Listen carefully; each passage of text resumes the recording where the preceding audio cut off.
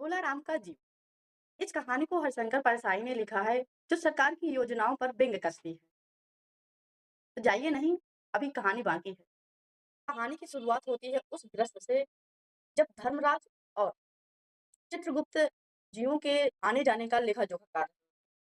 उसी समय उन्हें पता चलता है कि भोला राम का जीव नहीं आया, जिसकी मृत्यु 5 दिन पहले हुई। और उन्होंने एक यमदूत को भेजा था, जो वो भी वापस नहीं आया।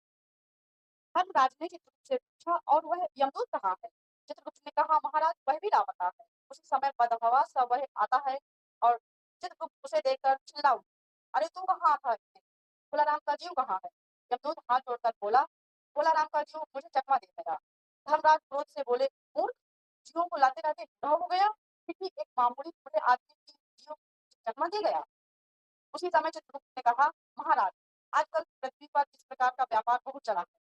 लोग दोस्तों को कुछ चीज देते हैं और उसे रास्ते में रेलवे वाले उड़ा देते हैं। फौजी के पासलों के मोजे रेलवे अफसर पहनते हैं। मालगाड़ी के डब्बे रास्ते में फट जाते हैं। एक बात और हो रही है, राजनीतिक दलों के नेता विरोधी नेता को उड़ाकर बस कर कहीं भोला राम के जीव को भी तो किसी विरोधी ने मरने के बाद दुर्गत करने के लिए तो नहीं उड़ा दिया। धर्मराज ने व्यंग से चित्रगुप्त की ओर देखते हुए कहा, तुम्हारी भी रिटायर होने की उम्र आ गई है। भला भोला राम जैसे नगण्य आदमी को किसी को क्या लेना देना। इतने में ही नारद मुनि टपक पड़ते हैं और पूछने लगते हैं कि उस पर इनकम टैक्स तो बकाया नहीं था। हो सकता है उन लोगों ने रोक लिया हो। तो उस पर चित्रगुप्त ने कहा, इनकम होती तो टैक्स होता, भूख भरा था। इस पर नारद बोले, मामला बड़ा दिलचस्प है। अच्छा, मुझे उसका नाम पता तो बताओ, मैं पृथ्वी पर जाता हूँ। पृथ्वी पर जाते ही माँ बेटी के सम्मिलित क्रंदन से ही नारद भोला राम का मकान पहचान गए और उन्होंने भोला राम की पत्नी को बाहर बुलाया। भोला राम की पत्नी बाहर आई। नारद ने कहा, माता, भोला राम को क्या बीमारी थी? क्या बताऊं, गरीबी की बीमारी थी। दुख की कथा सुनने की फुर्सत नारद को थी नहीं। वे अपने मुद्दे पर आए। माँ, यह तो बताओ कि यहाँ किसी से उनका विशेष प्रेम था, जिसमें उनका जी लगा हो? पत्नी बोली, लगाव तो महाराज बाल बच्चों से ही होता है। नहीं, परिवार के बाहर भी हो सकता है। मेरा मतलब है किसी स्त्री। स्त्री ने गुर्राकर नारद की ओर देखा। बोली, मत बको महाराज, तुम साधु हो, उचक्के नहीं हो। जिंदगी भर उन्होंने किसी दूसरी स्त्री को आंख उठाकर नहीं देखा। स्त्री ने कहा, महाराज, आप तो साधु हैं, सिद्ध पुरुष हैं, कुछ ऐसा नहीं कर सकते कि उनकी रुकी हुई पेंशन मिल जाए, इन बच्चों का पेट कुछ दिन भर जाए। नारद को दया आ गई। वे कहने लगे, साधुओं की बात कौन मानता है? मेरा यहाँ कोई मठ तो नहीं, फिर भी मैं सरकारी दफ्तर में जाऊंगा और कोशिश करूंगा। वहां से चलकर नारद सरकारी दफ्तर में पहुंचे। वहां पहले ही कमरे में बाबू बैठा था। उन्होंने भोलाराम के केस के बारे में बातें की। उस बाबू ने उन्हें ध्यानपूर्वक देखा और बोला, भोलाराम ने दरख्वास्तें तो भेजी थी, पर उन पर वजन नहीं रखा था, इसलिए कहीं उड़ गई हैं। नारद ने कहा, भाई, ये बहुत से पेपर वेट तो रखते हैं, इन्हें क्यों नहीं रखा? बाबू हंसा, आप साधु हैं, आपको दुनियादारी समझ में नहीं आती। दरख्वास्तें पेपर वेट से नहीं दबती है। आप उस कमरे में बैठे बाबू से मिलिए। नारद उस बाबू के पास गए। उसने तीसरे बाबू के पास भेजा, तीसरे ने चौथे के। इस तरह नारद 25-30 बाबुओं और अफसरों के पास घूम आए। तब एक चपरासी ने कहा, महाराज, आप क्यों इस झंझट में पड़ गए? आप अगर साल भर भी यहाँ चक्कर लगाते रहे तो भी काम नहीं होगा। आप तो सीधे बड़े साहब से मिले, उन्हें खुश कर दिया तो काम हो जाएगा। नारद बड़े साहब के कमरे में पहुंचे। बाहर चपरासी घूम रहा था, इसलिए उन्हें किसी ने नहीं छेड़ा। बिना विजिटिंग कार्ड के आया देख साहब बड़े नाराज बोले, इसे कोई मंदिर वंदिर समझ लिया है क्या? धड़धड़ाते चले आए। जी क्यों नहीं भेज? नारद ने कहा, कैसे भेजता, चपरासी सो रहा है। क्या काम है? साहब ने रौब से पूछा।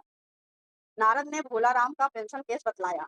साहब बोले, आप बैरागी, दफ्तरों के रीति रिवाज नहीं जानते। असल में भोला राम ने गलती की। भाई, यह भी एक मंदिर है, यहाँ भी दान पुण्य करना पड़ता है। आप भोला राम के आदमी मालूम होते हैं।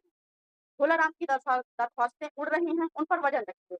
नारद ने सोचा कि फिर यहाँ वजन की समस्या खड़ी हो गई। साहब बोले, भाई, सरकारी पैसे का मामला है, पेंशन केस 20 दफ्तरों में जाता है, देर लग जाती है। 20 बार एक ही बात को 20 जगह लिखना पड़ता है, तब पक्की होती है। जितनी पेंशन मिलती है उतने ही स्टेशनरी लग जाती है। हाँ, जल्दी भी हो सकता है, मगर साहब रुके। नारद ने कहा, मगर क्या? साहब ने कुटिल मुस्कान के साथ कहा, मगर वजन चाहिए। आप समझे नहीं। जैसे आपकी यह सुंदर पीड़ा है, इसका भी वजन भोलाराम की दरख्वास्त पर रखा जा सकता है। मेरी लड़की गाना बजाना सीखती है, यह मैं उसे दे दूंगा। साधुओं की पीड़ा तो बड़ी पवित्र होती है, लड़की जल्दी सीख गई तो उसकी शादी हो जाएगी। नारद अपनी पीड़ा छीनते देख जरा घबराए, फिर संभल कर उन्होंने पीड़ा टेबल पर रखकर कहा, यह लीजिए, अब जरा जल्दी उसकी पेंशन ऑर्डर निकाल दीजिए। साहब ने प्रसन्नता से उन्हें कुर्सी दी, पीड़ा को एक कोने में रखा और घंटी बजाई। चपरासी हाजिर हुआ। साहब ने हुक्म दिया, बड़े साहब, बड़े बाबू से भोलाराम के केस की फाइल लाओ। थोड़ी देर बाद चपरासी भोलाराम की 100-150 दरखास्तें से भरी फाइल लेकर आया। उसमें पेंशन के कागजात। साहब ने फाइल पर नाम देखा और निश्चित करने के लिए पूछा, क्या नाम बताया साधु जी आपने? नारद समझे कि साहब कुछ ऊंचा सुनता है, इसलिए जोर से बोले, भोलाराम। सहसा फाइल में से आवाज आई, कौन पुकार रहा है मुझे? पोस्टमैन है क्या? पेंशन का ऑर्डर आ गया क्या? साहब डरकर कुर्सी से लुढ़क गए। नारद भी चौंके, पर दूसरे ही क्षण समझ गए। बोले, भोलाराम, तुम क्या भोलाराम के जीव हो? हाँ, आवाज आई।